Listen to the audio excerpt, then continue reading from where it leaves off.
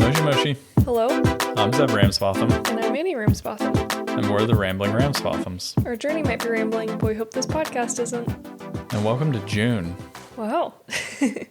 Yeah, this week we're talking about new JET program participants, trash balloons, and Kunrei versus Hepburn writing systems, among other random things. Well, we can start out by talking about the JET program because it is June, and this is kind of like an exciting time for the JET program because by this point, you know if you got accepted, and you've probably received your placement. And if you haven't listened to it, you could go back and listen to kind of our first episodes because we explain it more there and talk about it in more detail. But typically when you get your placement on the JET program, you get given, there's like a hierarchy of kind of locations. Like I think when we got our placement, it just said Ishikawa Ken. So we knew that we were going to Ishikawa Prefecture, but we had no idea like where. And they're kind of different. People have kind of figured out like, well, if it says Ishikawa Ken, it probably means you're going to work for the prefecture. So you're probably going to be at a high school because high school ALTs work for the Board of Education. So there's like different ways you can figure out. But basically right now, new ALTs know where they're going. Kind of. I think they're in the like in between where they know the prefecture or they know the largest placement thing. Yeah, but that's kind of like the most important, I think. Like, because you know if you're, you know where you're going to be in the country. Yeah. Which is really exciting. I remember when you got that placement, I was excited, but then I was like, okay, but I don't want to get too excited because our top choice was Kanazawa. And I was like, oh my gosh, that's so exciting. But then I didn't want to get too eager in case we got placed like the very tip of Noto, which would also be fine, just a very different experience because it's super remote comparatively. Or, you know, like down in Kaga, which is also fine, but not close to Kanazawa. So you were sad at first because we didn't get Kanazawa. You were like, oh, we're not in Kanazawa. It worked out really well. I'm actually really glad that we are where we are, but yeah. It's like, you know, when you get an answer to something that then gives you even more questions than you initially had, it kind of feels like that sometimes. Kind of, but then you at least know.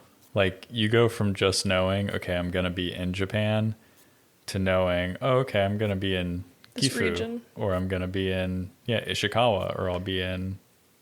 It does make it feel more real, too. Like, you start to get excited because you can picture the area that you're going to be in. Yeah, what it looks like, and it's really cool.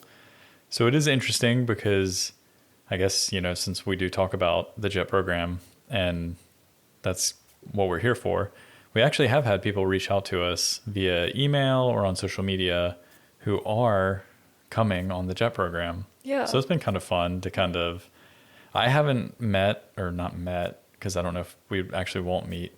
I haven't heard who my successor is. So I haven't actually talked to the person that's replacing me yet, but I guess kind of any day now, my supervisor will come to me and say, hey, this is the email address for the person who's replacing you. Can you reach out to them? Because that's usually what they do. Usually, it's not the other way around. But I guess because we're on social media and we talk about the JET program, we've had people reach out to us, which is because very they nice. know that they're going to be in this region, so they don't know if they're going to be in Uchinada. But, you know. Yeah, but it's funny talking to him because one of them could be my replacement. Yeah, we don't know. Because they're coming to Ishikawa, but I don't know. Yeah. It is exciting. I'm excited for them because I remember it's such an exciting time. So we don't really have a lot of answers because, of course, like you said, we don't know who it's going to be. So we can't talk directly to people about specifics. But it's, in general, kind of cool. Yeah, and it's a funny time, too, because so we're heading into summer, which we are kind of at the point where... Before, we were kind of in late spring, so the warm weather was still kind of like really refreshing because we were leaving winter and it felt like, oh, really good.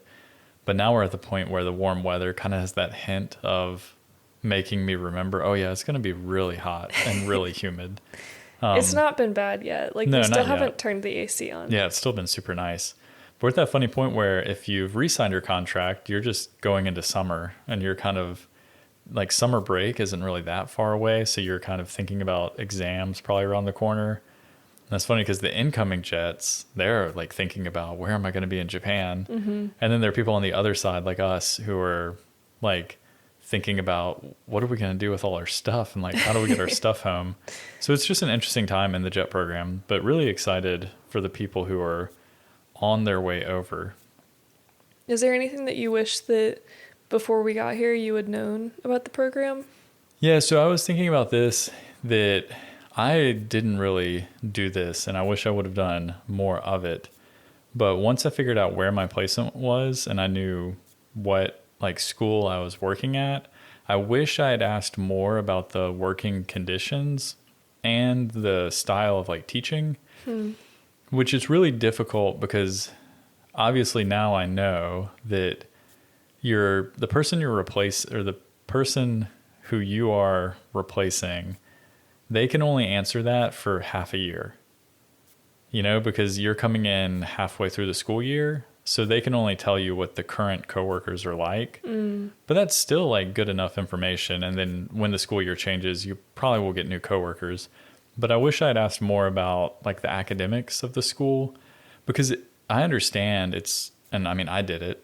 That's why I'm saying it, but it's like a really fun time and you're going to be living in a new country. So you're pretty concerned about your living conditions and kind of what your daily life is going to be like. Mm-hmm. But in reality, like you're going to be spending so much time at work. I wish that I would have asked maybe more like work questions. Yeah. Like and the work culture kind of. Yeah. But it's kind of strange because it wouldn't have changed anything. I know. I was going to ask that, like, why bother in some ways? Because that's where you're placed. So it kind of simplifies things because it's not like you really have a choice. You don't have a choice, but I do think it would help kind of with like a general picture, because sometimes things are happening at school where I wonder, am I the only one that thinks this is strange? Or am I the only one that doesn't understand what's going on?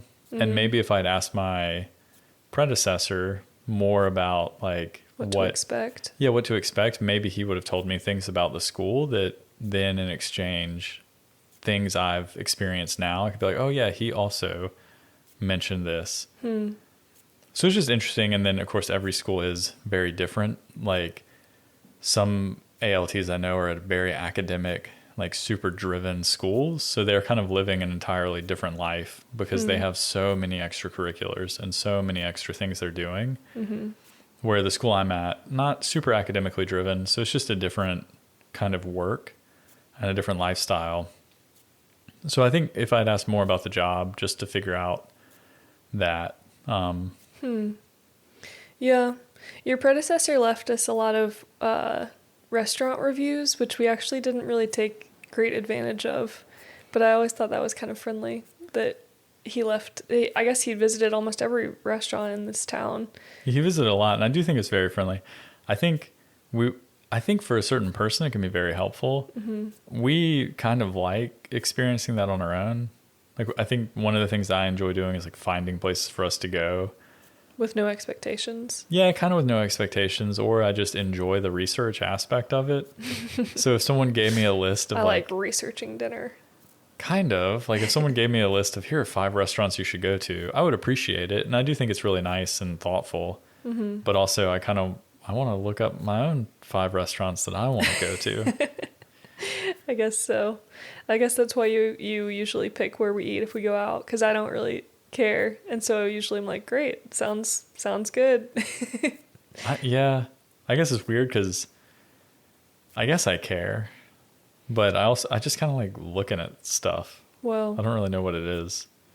You asked me like if there was anything I wish that I had known. I wasn't on the JET program, so it's kind of a different, I guess, perspective.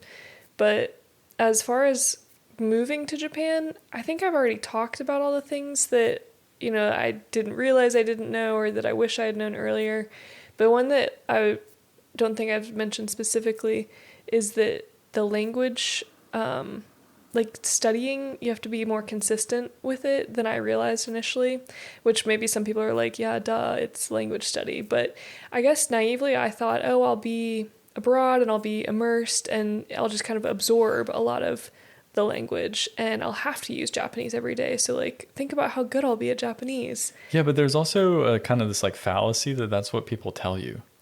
Well, you meet so many people that's kind of their idea. Yeah. And you do hear a lot about like immersion learning, and it helps a lot. Like, I don't think that I would have I don't think I would have gotten as far as I have if we weren't here and immersed, but it also became a really big crutch for me that I am kind of, I don't know, embarrassed. I know it sounds silly, but like I feel like I've gone very far with my language, but I could have done so much better. Like we'll be leaving having been here for 2 years, and I'm still probably not even at like an N4 level in a lot of ways, especially grammar. Like I can listen at an N4 level and understand and like make it through life and kind of like struggle through daily tasks. But I wish that I could just like go to a bar and chat and certain things like that still give me a lot of like issues or anxiety. And I guess I just kind of let it go as a crutch that, I'll figure it out, when really if I were to do it again, I probably should have been more diligent. The first year I was pretty good about studying and I did advance very quickly. But then once we were kind of like, oh, we're not going to stay past 2 years, it did get kind of hard for me to prioritize study time. Yeah. And then I think that showed in my progress. But I also think with probably languages in general, but Japanese, there's kind of this plateau you hit where you feel like you're advancing so quickly, especially when you're learning like hiragana and katakana and like basic kanji. You feel like you're just like learning so much and you're going so fast, and so you kind of hit this plateau, but then you start looking into the advanced grammar. But I think we are somewhat, I wouldn't, even just saying conversational is almost a bit of a stretch. We're conversational in certain topics, but maybe. Even starting to learn Dutch, like I've been studying Dutch now instead of Japanese, and even studying Dutch has made me realize how much Japanese I do know, because sometimes I'll learn Dutch, like words or Dutch sentences, and then I'll be thinking to myself, oh, like how could you say that in Japanese? Yeah, how could I say that in Dutch? But then I'll automatically think of, oh, I know how to say that in Japanese. So it's interesting to know, like, comparatively, I do know quite a bit of Japanese for certain things, because I'll think about like, oh, I should know that in Dutch because I just learned it, but I'll be thinking about the Japanese for it instead. Yeah. So it's I guess nice. Because the JET program, you don't need to speak Japanese to do it. It's both like a blessing and a crutch. And I it makes it easy to come over here, and that's the blessing of it. But then I kind of turned it into a crutch where like after a year I was like, I can get by on N5, and you can. But if you want to make deeper connections or get a job, like if you wanted to stay here long term, N3 is like bare minimum to get a job.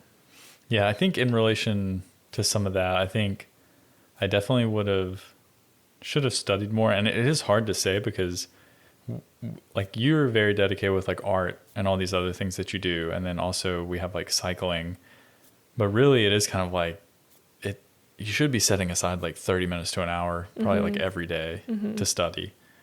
And it doesn't really sound like that much when you consider how much other stuff we do. It's like, yeah, certainly we could get an hour, but in reality it's hard. It's only hard because I've gotten kind of like, oh, I'll just choose my other hobbies instead.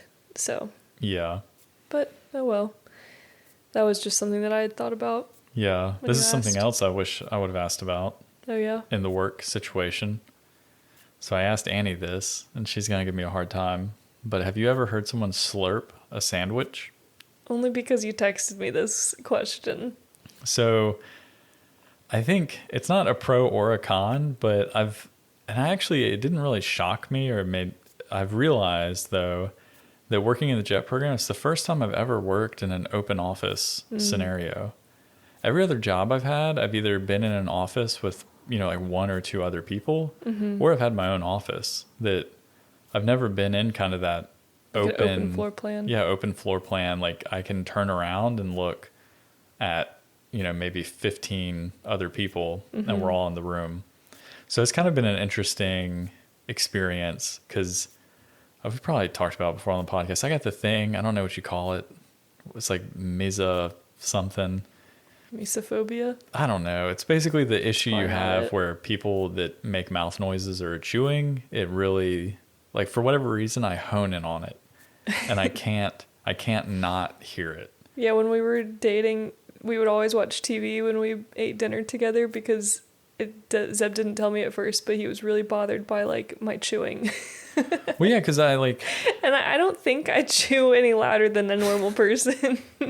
But I think that's what I know. Like, I didn't bring it up because it's a personal issue. It's not other... Okay, so in some cases it is other people. But for the most part, it's not necessarily the other person. Mm-hmm. Like, you can't... If you're chewing with your mouth closed and you're eating normally, you can't really control it. But I bring this up because there's this poor woman that sits across from me in our open floor plan office scenario. And the other day she was eating a sandwich. And I guess there was like a tomato or a piece of lettuce. And it sounded like she was eating a bowl of ramen. Because I guess she took the bite and then she was trying to get the lettuce or tomato in her mouth. And I'm not going to recreate it. But she made this horrible, like, slurping noise, like aggressively. Yeah. I mean, that sounds like a more intense situation, but I also think part of it's you because you're like more sensitive to it. But I think like a greater point is that maybe in like Japanese culture, making noise when you eat is more polite, and it's just less common where we grew up. Yeah. Like, we were always told like to be silent when you eat. Yeah, you're not supposed to make noise. Yeah, and that's more polite. Because there are people like me out there that get triggered by loud mouths. I think that's why, I mean, other than the argument that slurping ramen makes it taste better because it like aerates the food or whatever, I guess like wine or something, there is the argument that when you slurp, you're like showing enjoyment or the appreciation to the chef, that you're like enjoying it so much. So I feel like it's more like normal and appreciative when people make noise when they eat here. Yeah, you just have to get over. It is. And so sometimes I have to get up and leave the room because I know it's a me problem.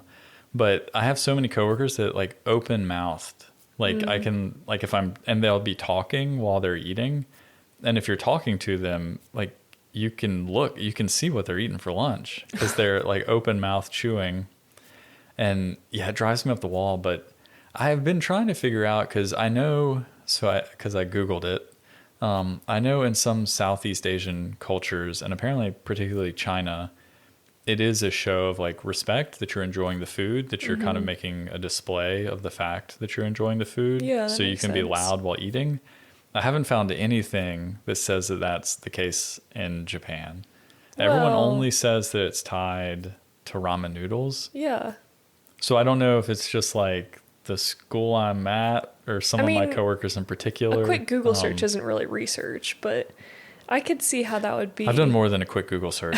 I've really been, because I want to know. I'm just curious. Like, it reminds me of what's the word when people speak back a lot to let you know that they're listening? Yeah, it's like the Aizuchi. Yeah. We had a podcast about this. It seems like that, where you're just being very verbal so that people know that you're appreciating or making an effort or listening. I don't know. I could understand why it would maybe be like that. Yeah, but who knows? So maybe you can ask, if you're joining the JET program, do I need to bring some earplugs for lunchtime in the office? Only if you're Zeb. There are dozens of us out there that have this problem. So speaking of research, was looking on NHK News the other day.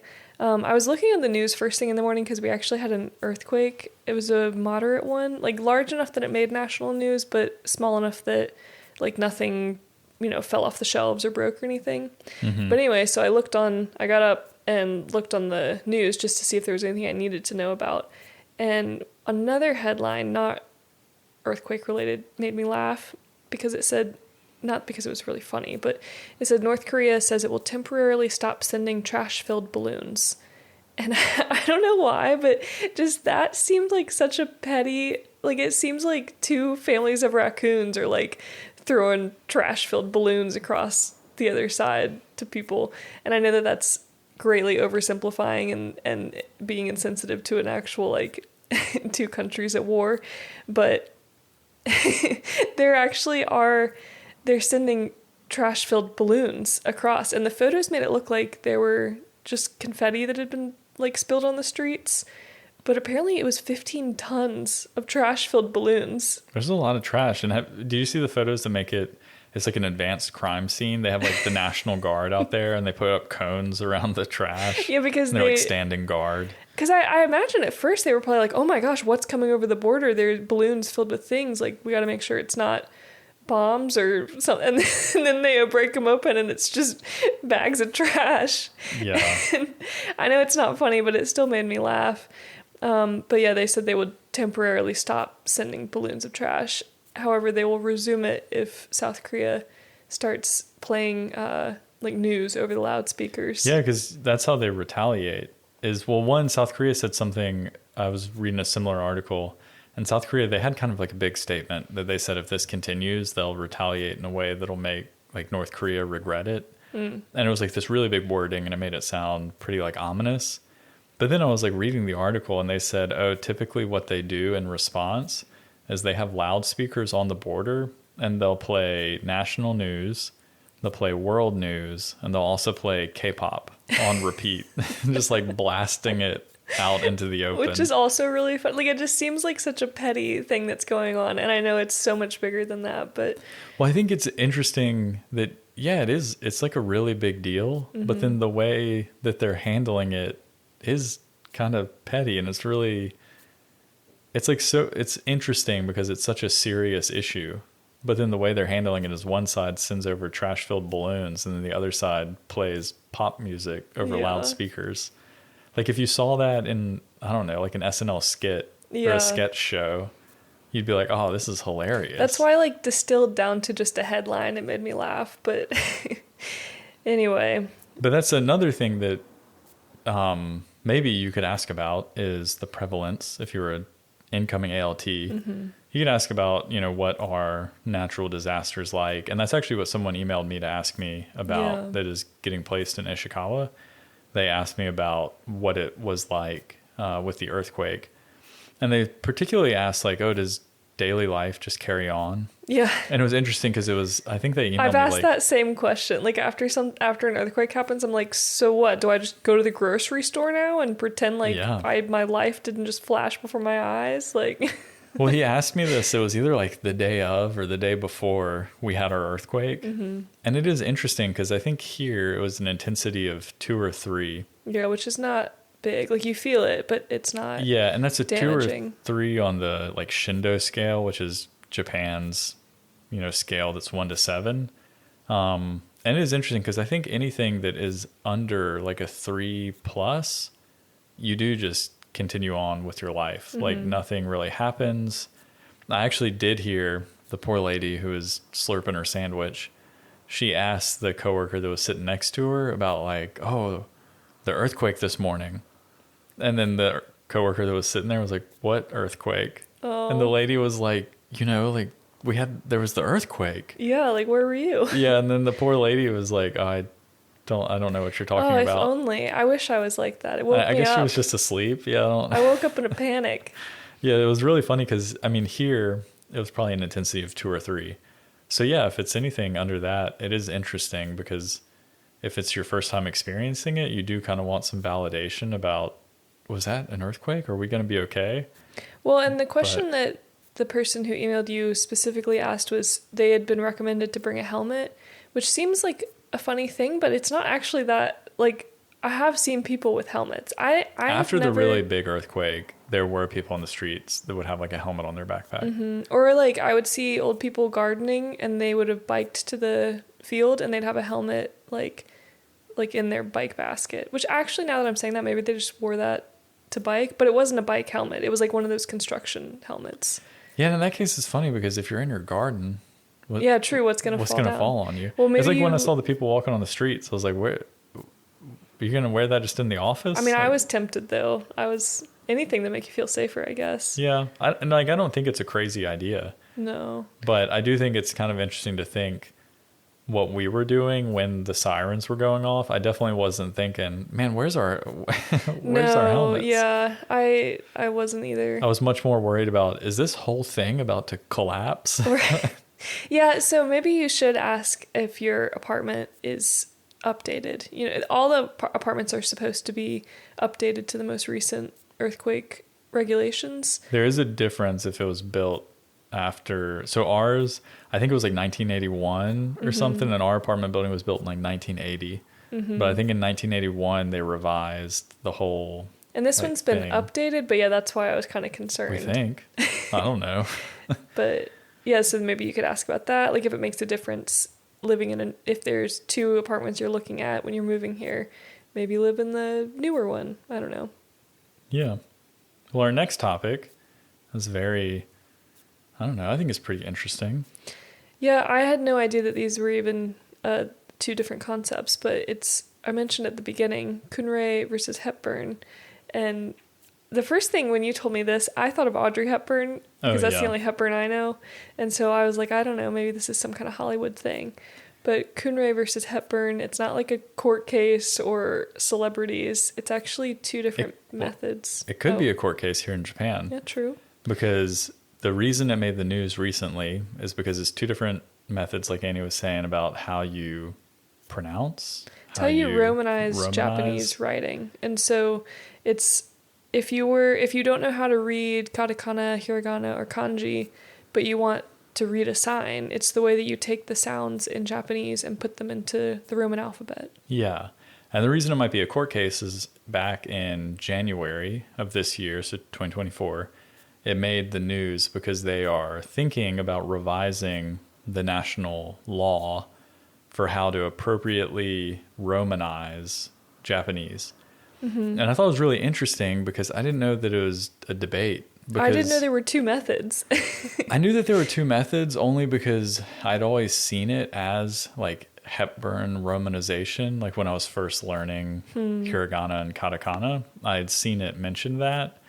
So I knew that there were 2 methods, but once we moved here, I assumed that Hepburn is just what everyone uses. Because it's on all the signs and everything. Yeah, I had no idea that it was still up for debate. Well, and so that's the issue, is that it's been brought back into the news because the government is finally like, well, yeah, maybe we should just pick Hepburn. Yeah, since that's what everyone's using. Well, it's interesting because I looked this up when you told me about it because I didn't know there were 2 methods. And Kunrei, the first one that we talked about, this one in 1954 was made the official romanization use version. And it's apparently more faithful to like what the inner logic of Japanese is. So I've been told the argument for Kunrei is that it makes more sense with etymology and word formation and sound shifts, and it's taught in school, so it makes a lot more sense to Japanese speakers. However, if you're romanizing something, you're doing it for somebody who can't speak Japanese. And so then the argument for Hepburn is that it's it makes more sense to a non-Japanese speaker if you're just reading it as someone who can read the Roman alphabet. Yeah, essentially it's like Kunrei is for native Japanese speakers to then try and Romanize their own language. Mm-hmm. And then Hepburn is for native English speakers who are trying to learn how to successfully pronounce Japanese words. So a couple different examples. The hiragana shi is spelled S-I in Kunrei and S-H-I in Hepburn, but that's pronounced shi.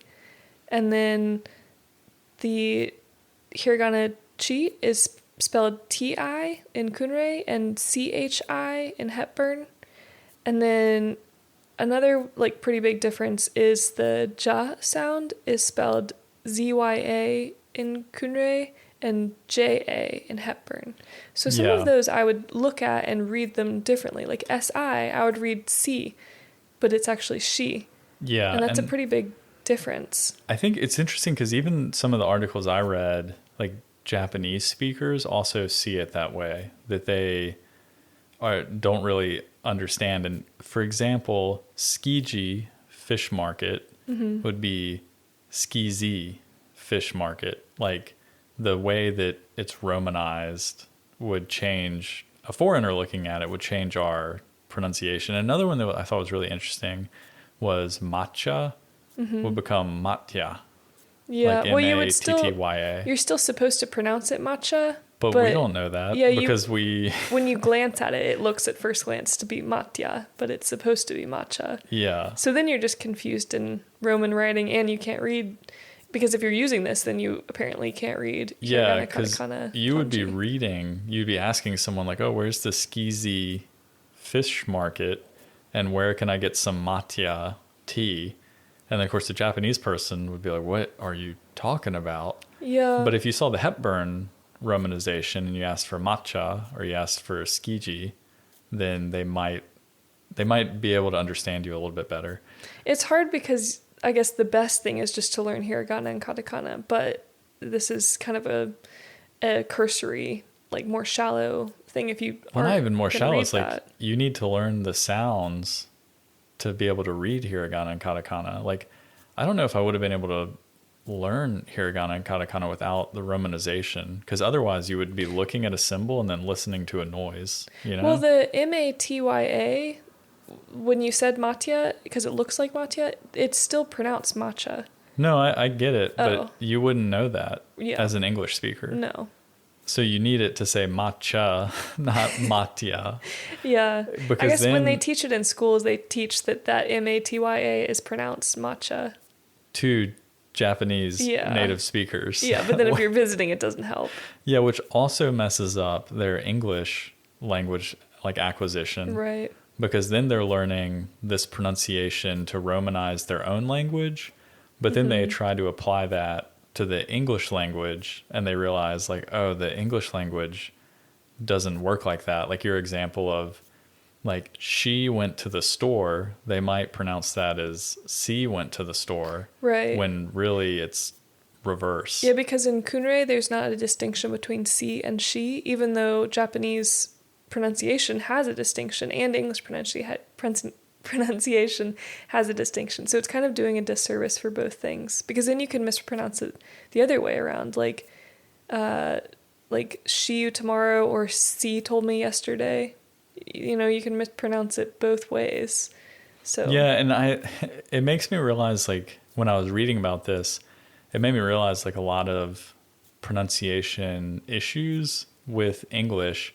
Like I do have some people that they will say she you tomorrow or like she you. Yeah, because it probably is not taught like a difference with si and she. Well, yeah, because in elementary school they learn the Kunrei system. So they, from a very young age, are kind of learning these conflicting things. So it did make me realize like, oh, that's why some of my students say it like that. It's not an accent or anything. It's like they really were taught. Yeah, I'm still Team Hepburn, but one thing I like about Kunrei is that they do pronounce the katakana like fu or hu. They pronounce it with H, or they spell out HU instead of FU. And sometimes, like, that one is the trickiest one, because I do think that, like, I've only ever seen Fukushima spelled in romanization with FUKUSHIMA, but in Kunrei it would be Fukushima. Yeah. And that one is tricky because it's neither a hu or a fu it's not as hard of a fu. It's closer to fu, though. I guess, but it's like a soft. It's like a hu. I don't know. I can't even really say it because we don't have that sound in English. It's like a mix of the two, but there is kind of a more distinct fu Kashima. Yeah. Like not a hu. No, you're not like an owl. Like hu Kashima. Yeah. So it is. I just thought, it was fascinating to be reading about all this, and even talking like to some Japanese people, and even in the articles they were mentioning that like the lady, I always assume, I don't know why I assume this, I always assume that the person that does the opinion like articles on the Asahi Shimbun is a lady. So I really don't know why, but I always assume that I'm reading like a lady's writing, and so I always think of like her. But it's actually a panel of people, and I think there's only one woman on it, because like when you grew up there were those like Ask Amy articles or whatever in the newspaper. Do you remember those? I don't really. I know what you're talking about, but so sorry. But sorry, I did it again. The person panel who wrote the panel, the individual from the panel that wrote the opinion, also mentioned that they thought that Japan should be using the Hepburn method in a modern, like in a global society. It kind of makes more sense.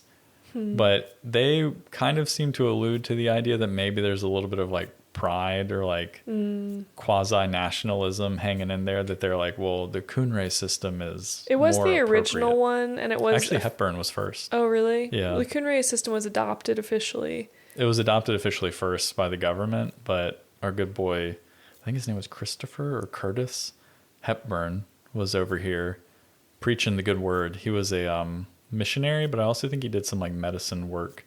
Oh. He lived in Japan for 33 years. Wow. Apparently became like super fluent, did one of the first Japanese English dictionaries. And then when he was 90, after living in Japan, he moved back to America. Wow. Isn't that crazy? That's a really big move at 90 years old. I would be like, yeah, I mean, and also this was it. the time where he was definitely on a boat. Oh, yeah. Like, you know? I wouldn't get on a boat at 90 years old unless I was okay dying on a boat. I wouldn't get on a boat now. Because he was over here in the 18th century. Because if you go on his Wikipedia page, he's linked as, there's a really funny Wikipedia page, and the title is something about like the first people in Japan before the 18th century. And he's like on there, and it's a very short list. Well, I had to look up his name because we couldn't just say all this about him and not even have his name right. It's James Curtis, yeah, in 1867. He was a Presbyterian missionary doctor. So did he come over here in 1867, or is that when he went back? That's actually when he published the first dictionary. So he missed the entire Civil War. Wow. Right? I guess so. That's crazy. Can you imagine coming over to Japan pre-Civil War, learning a new language, writing a book, and then 90 years old being like, I'll go home now. Yeah, getting on a boat, going back to your home country, and then having someone trying to explain to you about the Civil War and what's happened in your country. That's crazy. Wild life. Yeah. Well, so yeah, I guess send us some emails about your thoughts about Kunrei versus Hepburn if you have any, or if you're like me and you had no idea that was even a debate. It would be particularly interesting to hear if you've been studying Japanese and katakana and hiragana, and you started studying Kunrei. I would be fascinated to hear that, because I don't know how you would have done it. What? Well, you would just read the hiragana and katakana.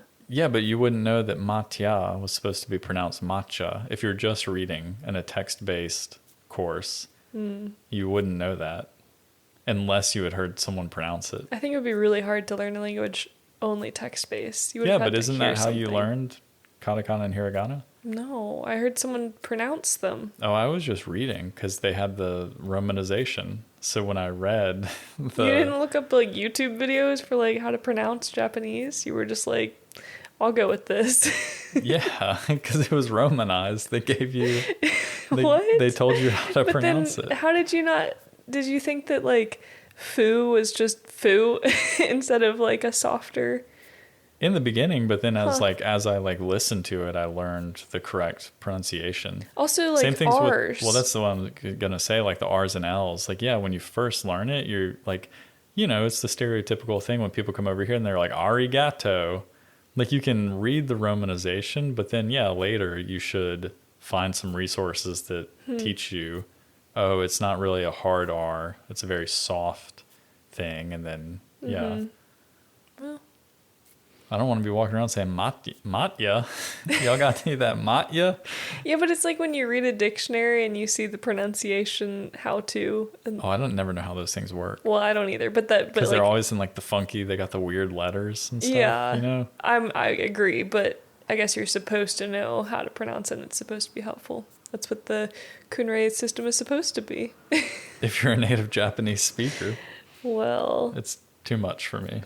This is an aside, but this past weekend was the Hyakumangoku Festival in Kanazawa. And we didn't go. We didn't go. We went last year, and we did the whole, like, watch the parade, stay in downtown the whole day, like, do the crowds. And then this year we were just kind of like, it feels fun to just not be in the crowds for the weekend. It made me think about how some of my coworkers last year, when we were going to the Hyakumangoku Festival, and I asked my coworkers if they were going, and so many of them were like, no, I'm not going. And then they were like, I'm going to watch it on TV, though. Oh, it made me this year. We should have done that. Well, this year I understood where they were coming from. Because if you're interested, you should go back and listen to the episode where we talk about it more, because it's really cool. Yeah, But I'm really glad we went last year. Yeah, it just was so crowded. Why, yeah. Sometimes you are in the mood for like a fun, crowded parade day, and sometimes you're just not. So this year, I felt more like my coworkers. I was Yeah, like, no, I felt a little bit like a party pooper that I didn't go, but I'm bringing it up because on Sunday, technically the festival takes the whole weekend, but Saturday is the big day where they have the parade and kind of the events at the castle and everything, and they have the actor and actress that come, I guess the two actors, and they play, what's his name? Maeda? Yes. they Toshie? Yeah, they play Toshi Maeda and his wife, and he comes in on horseback.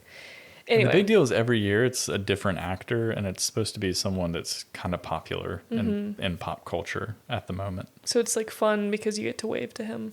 Yeah. But Sunday is more relaxed, and I was riding my bike, and there was a huge crowd at the Asano River, and they were looking over the bridge and things, so I biked over to see what was going on.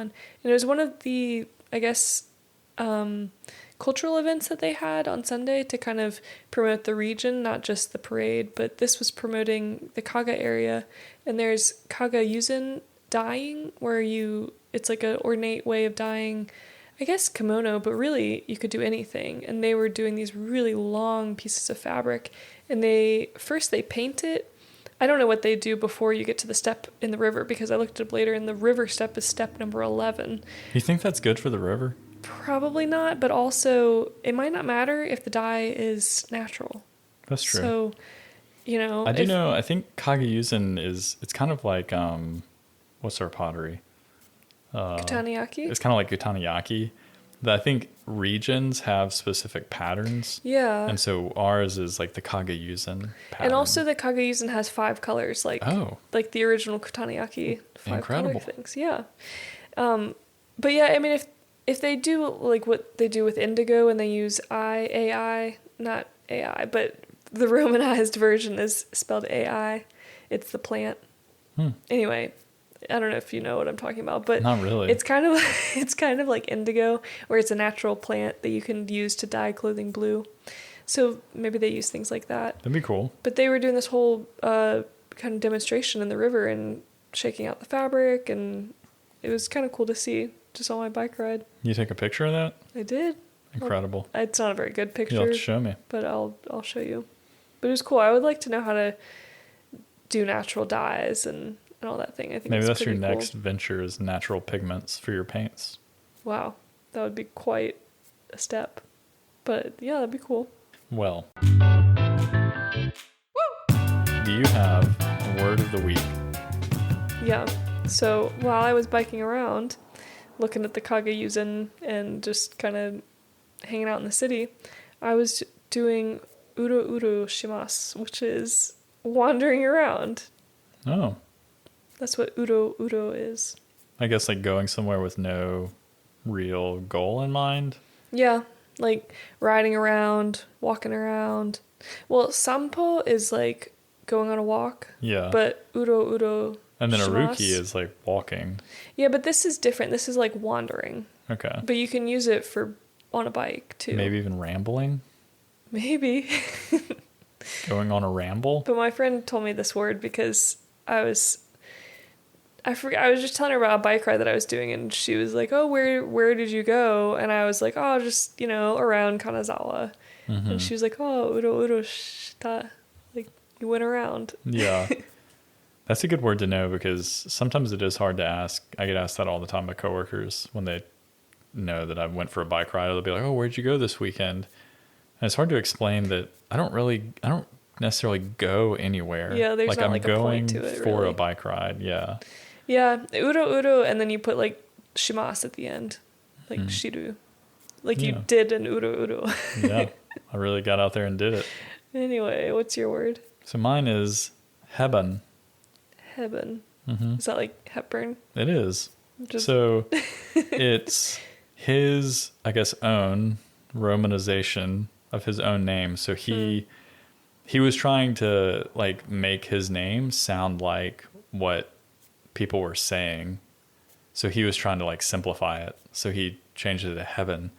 but sometimes you'll see it like get the full treatment and it's like Hepburn.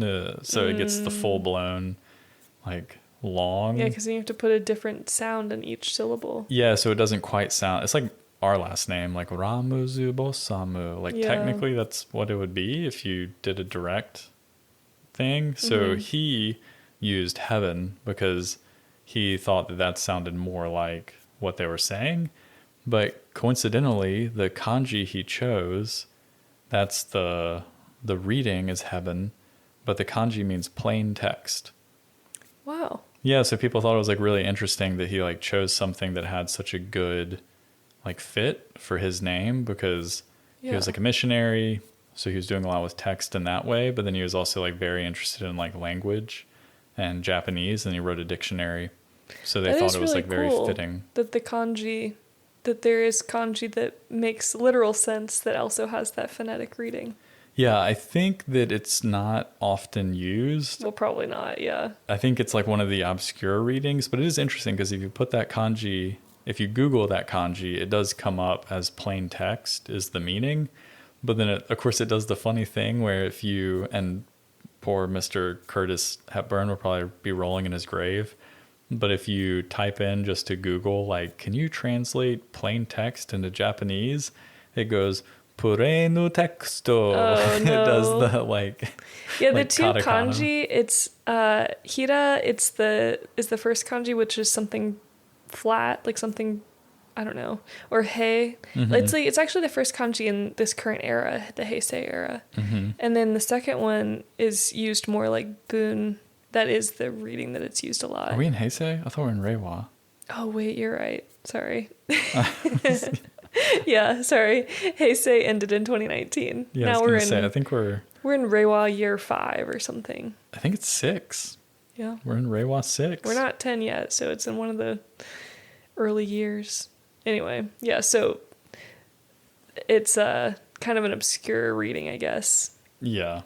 It's like a possible reading. Yeah. But it does translate as plain text. And then bun is like sentence or writing. And that one is not as strange of a reading. No. Yeah, I just thought it was interesting. And that's pretty cool. Yeah, I learned that in one of the Asahi News articles that the author thought it was really cool. And it's interesting that it took me a while to find that because the author in the news article mentioned it. And then I tried to look it up. So then I was on his like Wikipedia page for a while. And that's why I learned about him moving home at 90 and all that stuff. But they have like no mention of it. But if you go to the Japanese Wikipedia, they have more information about him. And on the Japanese Wikipedia, they have like a whole excerpt about his name in kanji. Thanks. You're welcome. And thanks for listening this far. And yeah, let us know if you have any questions or anything to add at ramblingramsbothams@gmail.com. And or just say hi. Don't forget to join our newsletter because May's just went out a week ago. Yeah. So you missed it. But if you sign up now, you can get June's at the end of June. I send it out the end of every month. So you have plenty of time to get in there and sign up. You can join at ramblingramsbothams.com. Yep. And we'll talk to you next week. Thanks for listening. Bye. Bye.